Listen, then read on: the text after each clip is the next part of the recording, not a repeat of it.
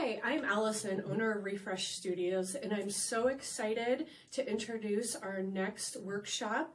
Lynn Hoskins, a local artist, is going to be teaching card making. Tell us all about it, Lynn. So I'm really excited about teaching the card class. I've been a card artist for a long time, and I love using all different kinds of techniques. And I'm really excited with this class that there are going to be several techniques that you will learn.